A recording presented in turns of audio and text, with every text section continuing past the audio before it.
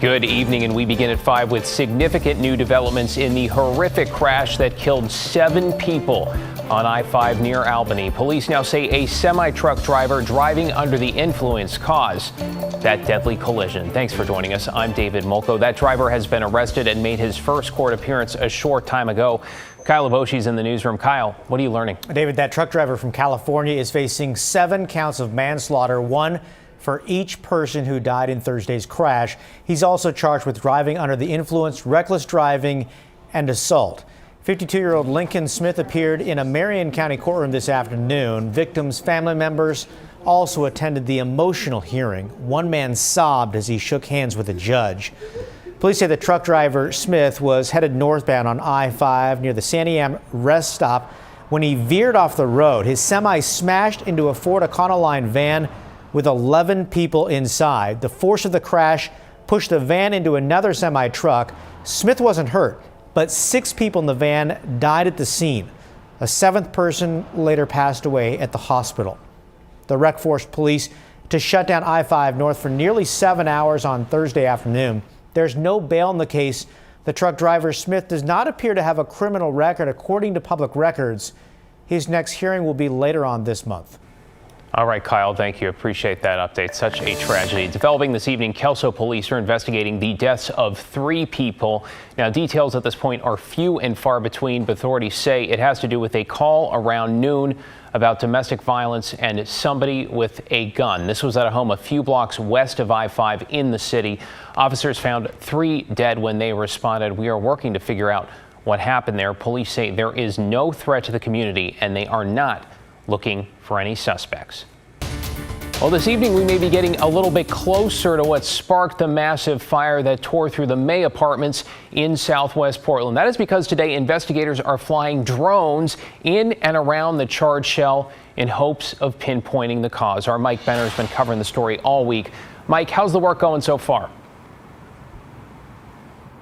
Yeah, hey there, David. The drone operation wrapped within the last hour, and it seems to have gone pretty well. The flying conditions were ideal. The man operating those drones, a fire chief out of Scappoose, was pretty optimistic that he'd be able to collect some valuable data during these flights and hand that off to Portland Fire and Rescue. And I can tell you that is good news for the people who live in this building here behind me. It's been 3 days since Nicholas Gomez was forced out of his home at the May Apartments. More than anything, the 32-year-old and his neighbors want to know what sparked the 4-alarm fire that torched the more than 100-year-old building. We just want to get answers. We just want to know what happened. We want to know how to move forward. And that may come sooner rather than later, because on Friday afternoon, the investigation took off. Literally. Jeff Pritchard of the Scappoose Fire District was tasked with flying drones around and into the building in hopes of pinpointing the cause of the fire.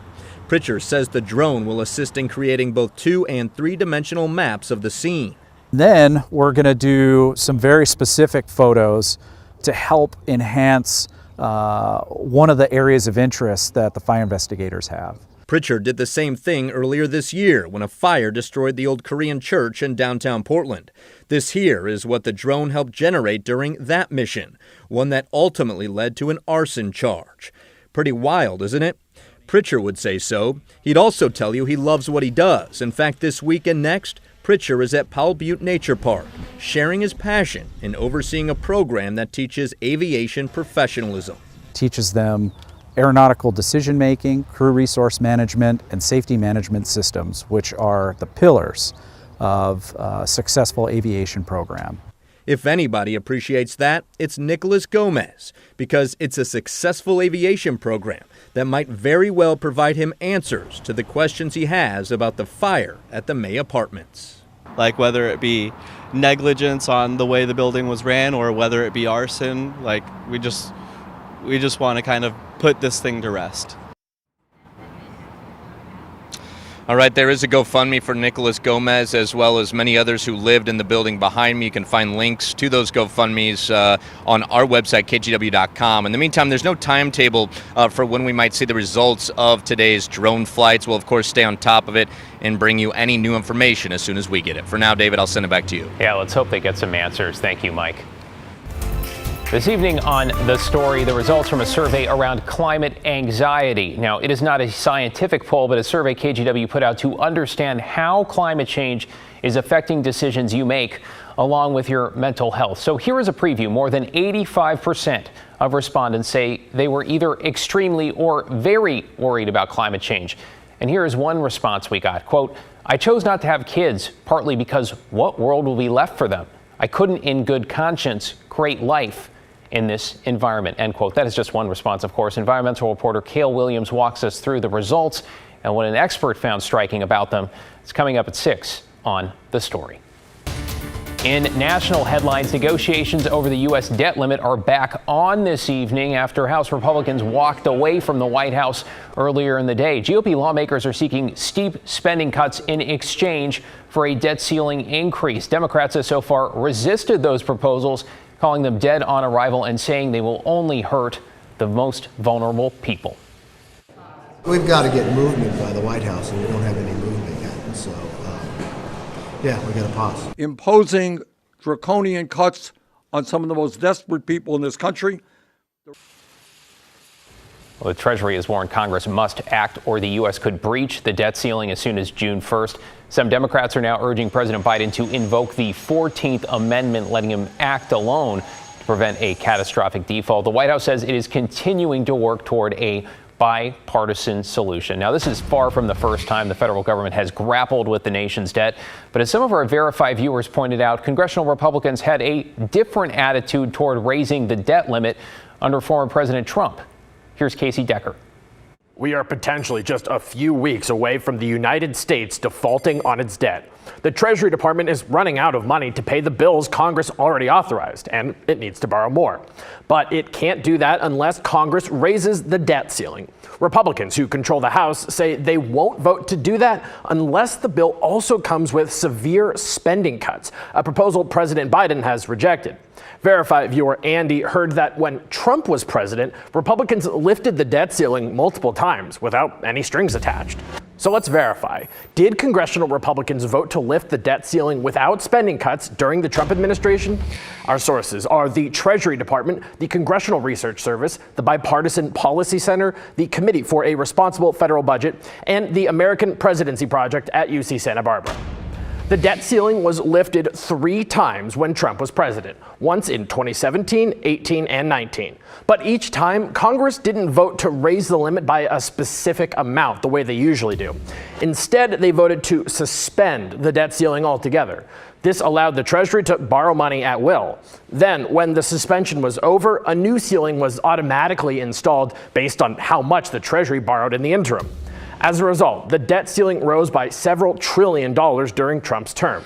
So did any of those suspensions come with spending cuts like the ones Republicans are calling for now?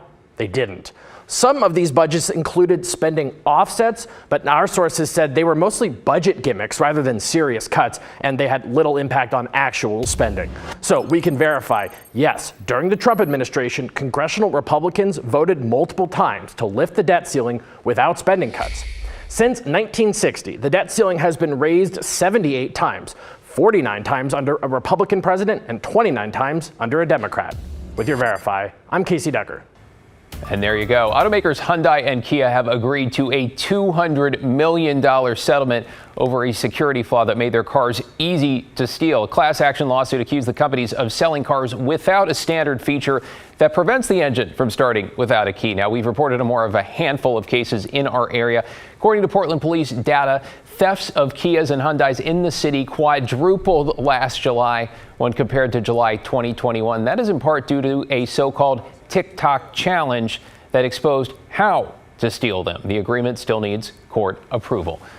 Welcome to the weekend, and the Oregon International Air Show is about to take off in a very big way at the Hillsborough Airport. The show is now in its 35th year. It has everything from fighter jets and historic planes to experimental gliders. It's also going to feature planes from the biographical war film movie Devotion, set in the 50s. They're going to be flown by the same crew that did stunts in the film. Devin Haskins was there this morning to check it out. You have a flight tonight as part of the night show. I think you were saying about 9 o'clock tonight. that you take off. Kind of, how is your night show different than a day show? Well, it's dark. And yeah, we have pyrotechnics, and yeah, so while I'm doing all the crazy stuff at night, all the pyrotechnics are going off. It's a really amazing show. Planes and pyrotechnics, what is not to love? All right, gates open at 6 tonight. The first planes are wheels up on the runway at 6:30. The air show runs through Sunday. And stick